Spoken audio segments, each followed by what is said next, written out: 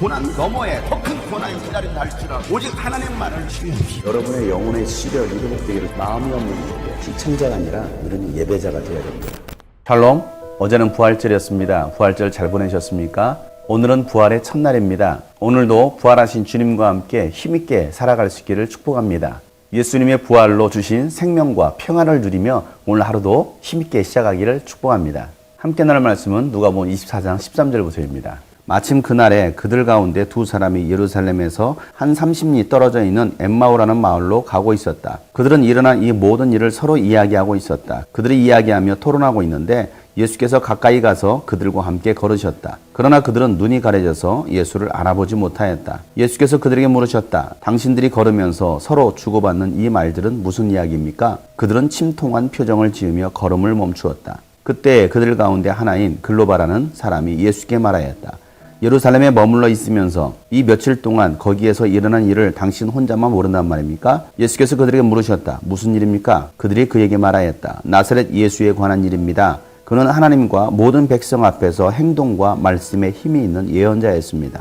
그런데 우리의 대제사장들과 지도자들이 그를 넘겨주어서 사형 선고를 받게 하고 십자가에 못 박아 죽였습니다.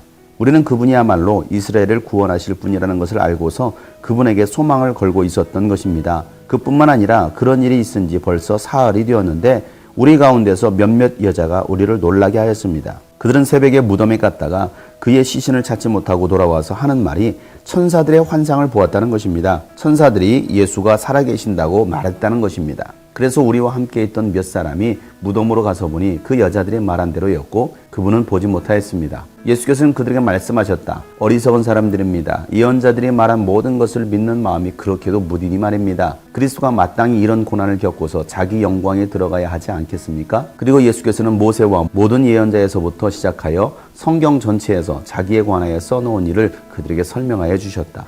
그 두 길소는 자기들이 가려고 하는 마을에 가까이 이르렀다. 그런데 예수께서는 더 멀리 가는 척 하셨다. 그러자 그들은 예수를 만류하여 말하였다. 저녁때가 되고 날이 이미 저물었으니 우리 집에 묵으십시오. 예수께서 그들의 집에 묵으려고 들어가셨다. 그리고 그들과 함께 음식을 잡수시려고 앉으셨을 때에 예수께서 빵을 들어서 축복하시고 떼어서 그들에게 주셨다. 그제서야 그들의 눈이 열려서 예수를 알아보았다. 그러나 한순간에 예수께서는 그들에게서 사라지셨다. 그들은 서로 말하였다. 길에서 그분이 우리에게 말씀하시고 성경을 풀이하여 주실 때에 우리의 마음이 우리 속에서 뜨거워지지 않았습니까? 그들이 곧바로 일어나서 예루살렘에 돌아와서 보니 11제자와 또 그들과 함께 있던 사람들이 모여 있었고 모두들 주님께서 확실히 살아나시고 시몬에게 나타나셨다 하고 말하고 있었다. 그래서 그 두 사람도 길에서 겪은 일과 빵을 떼실 때에 비로소 그를 알아보게 된 일을 이야기하였다. 아멘. 부활하신 예수님을 목격한 여인들의 말을 들었던 제자들은 그 여인들의 말을 어처구니 없는 말로 여겼습니다. 그리고 그 여인들의 말을 믿지 않았습니다. 그런데 베드로는 여인들의 말을 듣고 무덤으로 달려갑니다. 돌문은 열려 있었고 그곳에 예수님이 계시지 않았습니다. 베드로도 이상하게 여기면서 자신의 집으로 돌아갑니다. 예수님을 따랐던 두 제자가 자기 고향인 엠마오로 갑니다. 가는 길에 예루살렘에서 있었던 일들을 서로 주고받고 이야기합니다. 예수님의 죽으심과 부활의 사건에 관해서 이야기하고 있었던 것입니다. 그때 예수님께서 그들에게 나타나셔서 말씀하십니다. 도대체 무슨 말을 하고 있습니까? 그 두 사람 중 한 사람인 글로바가 예수님께 말하기를 당신은 예루살렘에서 일어난 일을 모른단 말이요? 라고 묻습니다. 예수님은 시치미를 떼면서 도대체 무슨 일이 있었습니까? 라고 다시 묻습니다. 그러자 그들이 말하기를 나사렛 예수에 관한 일입니다. 예수님은 하나님과 모든 백성들 앞에서 행동과 말씀이 힘이 있었던 예언자였습니다. 라고 말을 합니다.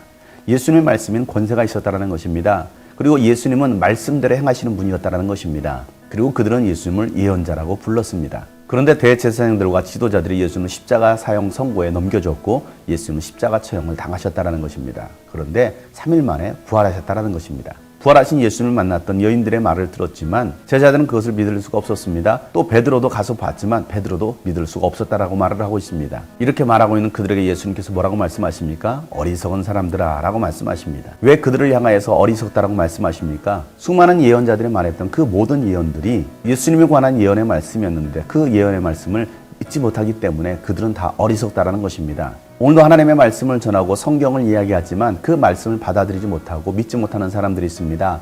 마음이 무뎌진 사람들입니다. 예수님은 그리스도가 이 땅에 와서 많은 고난을 받고 하나님의 영광에 들어갈 것에 대해서 성경을 자세하게 풀어주십니다.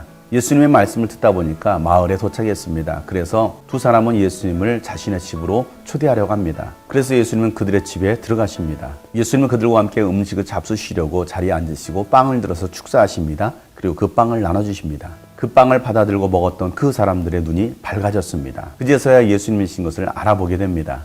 그러나 예수님은 순간 사라지고 맙니다. 예수님께서 최후의 만찬에서 성찬식을 했던 빵을 나눠주셨던 그 장면을 그들을 통해서 다시 보여주시고 그 빵을 받아 먹는 순간 그들의 영의 눈이 열린 것입니다. 그리고 그들이 하는 말이 길에서 우리에게 풀어주셨던 그 말씀을 들었을 때 우리의 마음이 뜨거워졌다라고 말하고 있습니다. 오늘도 하나님의 말씀을 들을 때 여러분의 마음이 뜨거워지기를 축복합니다. 우리가 하나님의 말씀을 들을 때, 성경의 이야기를 들을 때에 우리 가슴이 뜨거워져야 됩니다. 식어졌던 가슴이 뜨거워져야 됩니다. 지금 우리의 상황들이 너무 우리를 억누르고 있습니다. 마음이 너무 무뎌져 있습니다. 무너져 있습니다.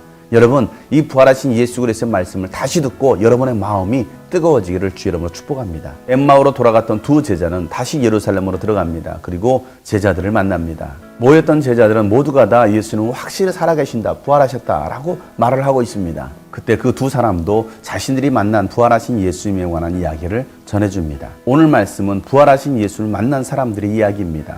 사랑하는 여러분, 예수님은 부활하셨습니다. 2000년 전 역사 속에 이 땅에 오셨고 역사 속에서 죽으셨을 뿐만 아니라 역사 속에서 부활하셨습니다. 부활하신 예수님은 오늘도 만나주십니다. 사모하는 자들에게 자신을 나타내 보이시고 예수님이 살아계신 것을 증거해 주십니다. 부활하신 예수님 만난 사람들은 그 가슴이 뜨거워집니다. 오늘도 사모하는 여러분 가운데 예수님께서 여러분을 만나주시고 여러분의 식어진 가슴 가운데 성령의 불로 뜨거워지게 해주시기를 간절히 예수 이름으로 축복합니다. 예수님은 확실히 살아나셨습니다. 부활하셨습니다.